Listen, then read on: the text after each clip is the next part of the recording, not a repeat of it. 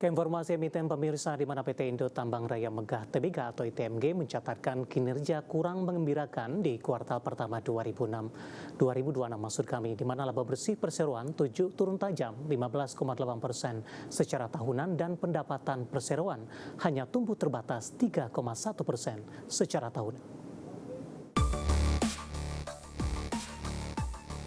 Dikutip dari Keterbukaan Informasi Bursa Efek Indonesia, PT Indo Tambang Raya Megah Tbk mencatatkan laba bersih sebesar 54,67 juta dolar Amerika di kuartal 1 2026. Raihan ini turun 15,8% year on year dibandingkan capaian kuartal 1 2025 sebesar 64,97 juta dolar Amerika. Sementara di sisi lain, pendapatan bersih perseroan tercatat sebesar 497,58 juta dolar Amerika atau tumbuh terbatas 3,1% dibandingkan periode yang sama di kuartal 1 2025 sebesar 482,52 juta dolar Amerika. Di tengah pertumbuhan teratas area top line, beban pokok pendapatan meningkat 5,1% year on year menjadi 364,82 juta dolar Amerika.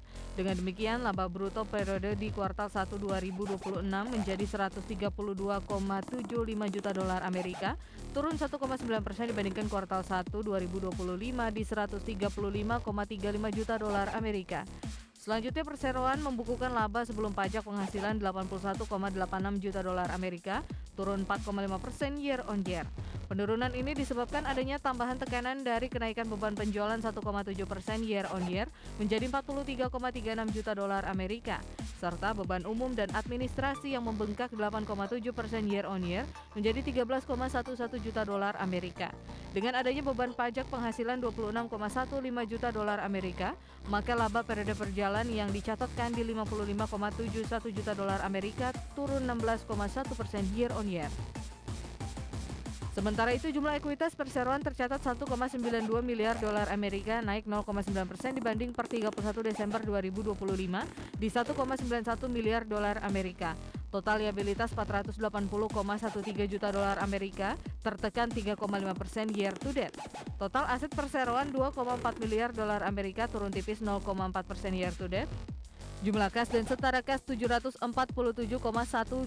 juta dolar Amerika melemah 7,5% dibandingkan per 31 Desember 2025 sebesar 807,95 juta dolar Amerika. Berbagai sumber IDX Channel.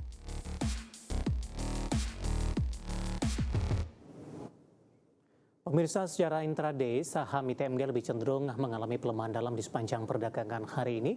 Namun di beberapa menit jelang penutupan, posisi pelemahan ITMG jauh terpangkas. Langsung saja kita ke grafis yang pertama. Kita akan coba lihat pergerakan saham ITMG di sepanjang perdagangan hari ini, mulai dari penutupan hari sebelumnya dan juga posisi beberapa menit jelang penutupan di sesi kedua hari ini. Di penutupan sebelumnya, ITMG ditutup di level 24.075, pembukaan pada pagi tadi dibuka di level 24.150 mengalami penguatan dan penguatan berlanjut ke 24.350. Beberapa menit pasca pembukaan, ITMG langsung mengalami koreksi yang cukup dalam ke 23.550. Pada pukul 10, posisi pelemahan terpangkas dan masih berada di zona merah di level 23.975, 11.30 hingga penutupan sesi pertama siang tadi. Posisi pelemahan dari ITMG masih berlanjut ke 23.575 dan pelemahan terpangkas kembali memasuki perdagangan sesi kedua di 23.600. Saat ini posisi pelemahan ITMG di 0,31% dan sudah kembali memangkas pelemahan dan sudah kembali diperdagangkan di level 24 ribuan, tepatnya di 24.075. Intraday hari ini sempat menguat ke 24.350. Kita beralih ke grafis selanjutnya, pergerakan saham ITMG dalam beberapa bulan terakhir, mulai dari perdagangan awal Oktober hingga di perdagangan hari ini. Di perdagangan awal Oktober, ITMG masih diperdagangkan di level 22 ribuan. November menguat ke 23, Desember tertekan ke level 21, hingga Januari mengalami penguatan tipis dan 2 Februari melemah ke level 21 ribuan kembali. Kemudian ITMG di sepanjang perdagangan Maret, pemirsa, mengalami lonjakan yang cukup signifikan hingga ke Rp30.075 per saham. dan April dan Mei lebih cenderung mengalami tekanan dan saat ini berada di level 23.600 sesi kedua dan beberapa menit jelang penutupan pelemahan terpangkas ke 24.075 melemah di 0,31%. Kita akan coba lihat dari sisi valuasi dengan beberapa indikator yang ada.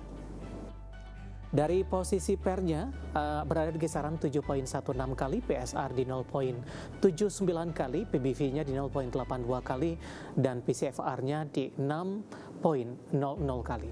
Ya, kombinasi secara fundamental, teknikal, dan juga dari sisi valuasi, dan semoga bisa menjadi salah satu referensi untuk Anda.